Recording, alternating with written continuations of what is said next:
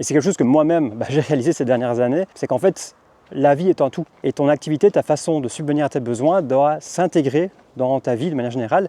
Et tu dois, à mes yeux, construire une activité qui va te permettre, oui, de vivre ta meilleure vie d'une certaine manière, d'avoir une vie étationnelle, non pas vivre ton quotidien pour pouvoir aller au travail. Tu vois, c'est une approche dans laquelle on est quand même fort formaté et conditionné en Occident. Et bref. Et donc la thèse, selon lui, c'est que pour arriver à cette fameuse vocation, en fait, il n'y a pas de raccourci.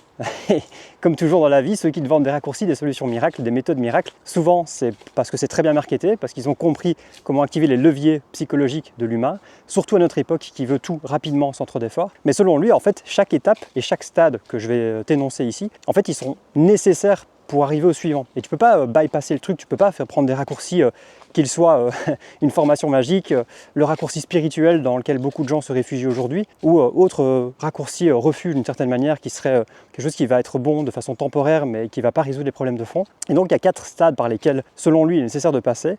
Il y a le stade de la survie, il y a le stade du statut, le stade de la création et le stade de la contribution. Et moi je pense qu'avec mon interprétation et la note résumée que j'ai ici, je vais essayer de pouvoir te résumer cela. Et l'idée en fait avec cet épisode-ci, c'est de t'aider à voir toi où tu en es, parce qu'il y a quand même des caractéristiques assez concrètes et faciles à distinguer pour chacun de ces stades. Et surtout, il explique comment tu peux passer au stade suivant. C'est ça qui est extrêmement intéressant.